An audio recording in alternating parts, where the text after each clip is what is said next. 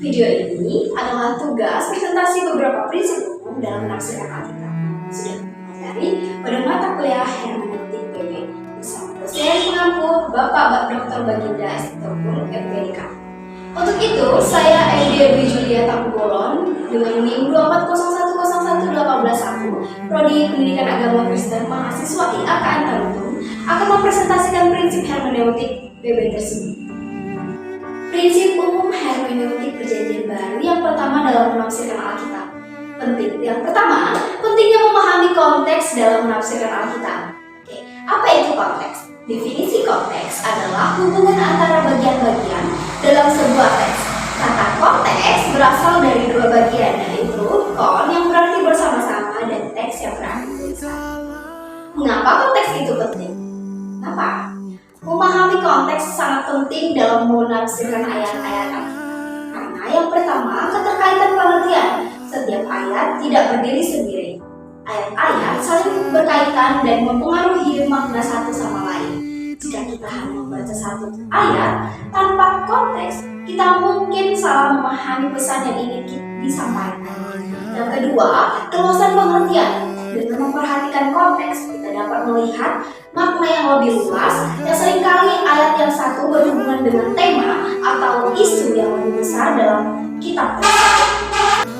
Bagaimana mempelajari konteks Alkitab? Yang pertama, bacalah keseluruhan perikop atau pasal yang menjadi konteks ayat yang ingin kita pelajari.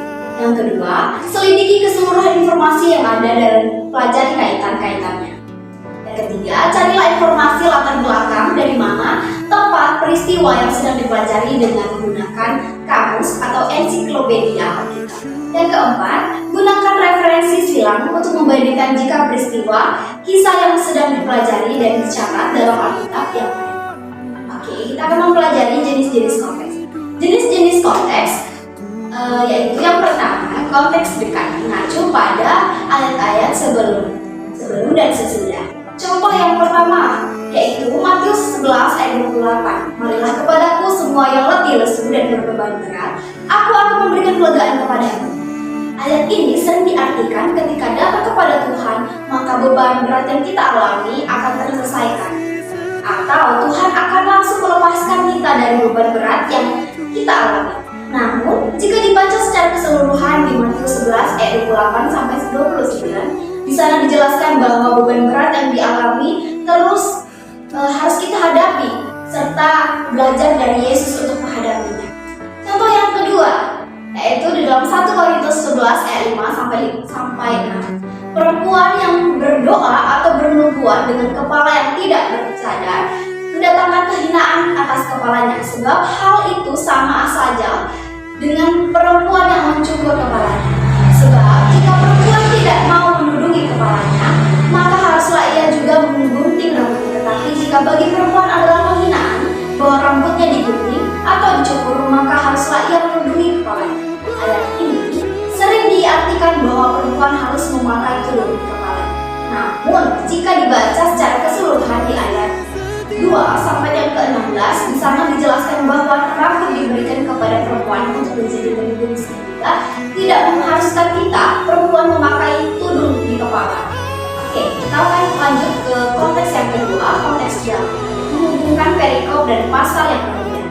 Contohnya di dalam Markus 11 ayat 12 sampai 14 tentang Yesus mengutuk pohon ara, mempunyai hubungan dengan Markus 11 ayat 20 sampai 26 yang menjelaskan tentang apa yang terjadi pada pohon ara. Contoh yang kedua di dalam Matius 26 ayat 30 sampai 35, Yesus memberitahu bahwa Petrus akan menyangkal Yesus mempunyai hubungan dengan Matius 26 ayat 69 sampai 75 yang menjelaskan tentang Petrus menyangkal Yesus. Konteks yang ketiga yaitu konteks budaya, menjelaskan kebiasaan dan tradisi masyarakat pada zaman Alkitab. Contohnya yang pertama, Matius 12 ayat 1 sampai yang kedua, kisah murid-murid Yesus memetik gandum pada hari Sabat. Pada tradisi atau kebiasaan Yahudi tidak diperbolehkan melakukan pekerjaan apapun pada hari Sabat. Konteks yang keempat yaitu konteks historis, latar belakang sejarah pada saat teks Alkitab ditulis. Contohnya di dalam Imamat 4 ayat 32, karena itu jika seorang membawa seekor domba jantan yang tidak bercacat sebagai korban. Dalam perjanjian baru, Yesus adalah korban yang sempurna dan terakhir, menghapus semua pengorbanan di masa lalu. Dengan kematiannya, Ia menyediakan jalan bagi penebusan dosa secara penuh. Di dalam Yohanes 1 ayat 29, sebab anak domba Allah yang menghapus dosa dunia sudah datang. Penebusan dengan hewan menjadi penebusan oleh darah Yesus. Prinsip umum hermeneutik perjanjian baru yang kedua adalah menafsirkan Alkitab.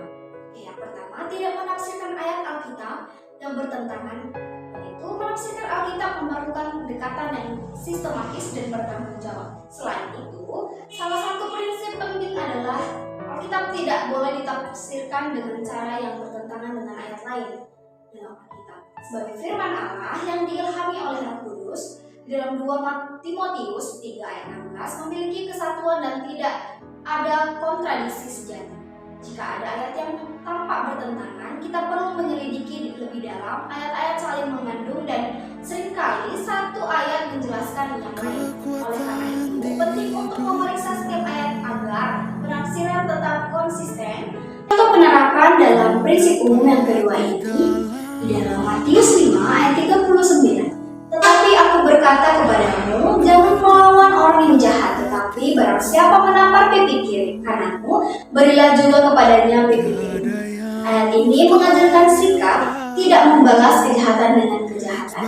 Namun dalam Keluaran 21 ayat 24 terdapat hukum mata dan telinga yang tampaknya memperbolehkan pembalasan. Di dalam Matius 5 ayat 39 menekankan sikap tidak membalas kejahatan dalam konteks ajaran Yesus tentang kasih dan penggunaan.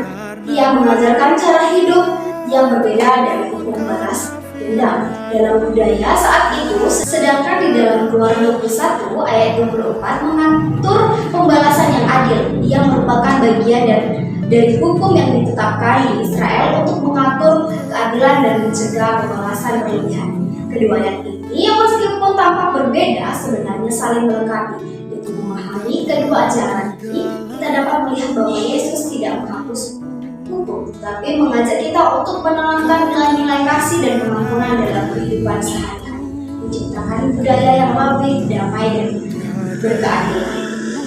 Prinsip umum hermeneutik perjanjian baru yang ketiga dalam menafsirkan Alkitab, yang pertama mampu membedakan yang deskriptif dan dalam menafsirkan Alkitab penting untuk membedakan antara teks deskriptif menggambarkan peristiwa dan teks didaktif mengandung ajaran yang harus diikuti. Salah memahami perbedaan ini dapat mengarah pada kesalahan aplikasi firman Tuhan. Teks deskriptif menggambarkan peristiwa tanpa memberikan perintah. Teks ini mencatat sejarah yang berlaku pada waktu tertentu dan tidak selalu relevan untuk saat ini, meskipun kita bisa mengambil pelajarannya. Contohnya di dalam Kisah Para Rasul 16 ayat 25 sampai 30. Paulus dan Silas di penjara dan tuntutan Kristen, dan terjadi gempa yang membebaskan mereka. Ini menggambarkan kuasa Allah, tetapi tidak berarti sejati setiap orang berada dalam penjara akan mengalami pembebasan yang sama. Teks didaktif mengandung ajaran atau perintah yang harus diikuti. Teks ini biasanya ditemukan dalam buku, surat Rasul, kitab Firman, dan ajaran Yesus yang bersifat pengajaran berbentuk pernyataan, janji, perintah, dan larangan. Contohnya dalam Matius 22 ayat 37 sampai 40. Kasihilah Tuhan Allahmu dengan segenap hatimu. Ini adalah perintah untuk mengasihi Tuhan di atas segalanya. Contohnya yang kedua di dalam Matius 28 ayat 19 sampai 20. Karena itu, pergilah jadikanlah semua bangsa muridku. Ini adalah perintah Yesus untuk memberikan Injil dan membaptis. Prinsip umum hermeneutik yang keempat dalam menafsirkan Alkitab, memperhatikan oknum yang berbicara. Salah satu prinsip penting dalam menafsirkan Alkitab, terutama Perjanjian Baru, adalah memperhatikan siapa yang berbicara. Ini penting karena tidak semua perkataan dalam Alkitab mencerminkan kebenaran ilahi. Beberapa bisa berupa catatan sejarah, ajaran Tuhan, atau bahkan usaha untuk menyesatkan. Meskipun ada manusia, setan, atau malaikat yang berbicara, Alkitab secara keseluruhan tetap adalah firman Tuhan. Oleh karena itu, kita perlu memperhatikan konteks dan sumber ucapan tersebut. Identifikasi pembicaraan dalam Perjanjian Baru yang pertama adalah Tuhan, Yesus atau Allah Bapa. Kalau Tuhan yang berbicara sudah pasti benar. Contohnya yang pertama di dalam Matius 5 ayat 14. Kamu adalah terang dunia, kota yang terletak di atas gunung tidak mungkin tersembunyi. Yesus mengajarkan tentang peran pengikutnya sebagai terang dalam dunia. Ini menekankan pentingnya bersaksi melalui tindakan. Contoh yang kedua dalam Markus 1 ayat 17. Ikutlah aku dan kamu akan dijadikan penjala manusia. Yesus memanggil para murid untuk mengikutinya, menjanjikan perubahan dalam hidup mereka untuk menjadi penjala manusia. Yang kedua, malaikat yang berbicara. Malaikat sering muncul dalam Perjanjian Baru untuk menyampaikan pesan Tuhan.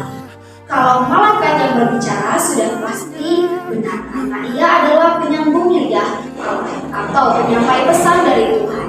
Contoh yang pertama yang kita boleh ambil dalam kitab Lukas 1 ayat 30-31. Malaikat itu berkata kepadanya, "Jangan takut, hai Maria, sebab engkau telah mendapatkan kasih karunia di hadapan Tuhan, dan sesungguhnya engkau akan mengandung dan melahirkan seorang anak laki-laki." Malaikat Gabriel memberikan kabar kepada Maria tentang kelahiran Yesus. Contoh yang kedua di dalam Lukas 2 ayat 10-11. Tetapi malaikat itu berkata kepadanya, "Jangan takut, sebab sesungguhnya aku memberitakan kepadamu berita yang besar." Malaikat memberitakan kelahiran Kristus kepada para gembala. Yang ketiga, manusia yang berbicara. Perjanjian Baru mencatat berbagai macam ucapan manusia berbicara bersumber dari Roh Kudus atau dari kelemahan manusia. Kalau manusia berbicara bisa benar, bisa salah. Contohnya di dalam Matius 16 ayat 16. Simon Petrus menjawab, "Engkau adalah Kristus, Anak Allah yang hidup." Pengakuan Petrus tentang siapa Yesus menunjukkan iman yang kuat. Contoh yang kedua di dalam Yohanes 4 ayat 29. "Mari, lihat ada seorang yang memberitahu kepada aku segala sesuatu yang telah aku perbuat." Wanita Samaria berbicara tentang Yesus mengajak orang-orang di kotanya untuk mengenalnya. Yang keempat, setan atau iblis yang berbicara. Kalau setan yang berbicara bisa benar, bisa salah. Contohnya yang pertama, iblis mencoba Yesus di padang gurun. Dalam Matius 4 ayat 1-11, iblis berbicara langsung kepada Yesus, mencobanya 3 kali dengan menawarkan roti, kekuasaan dan keselamatan instan. Yesus selalu menjawab dengan firman Tuhan, menunjukkan ketangguhannya melawan godaan.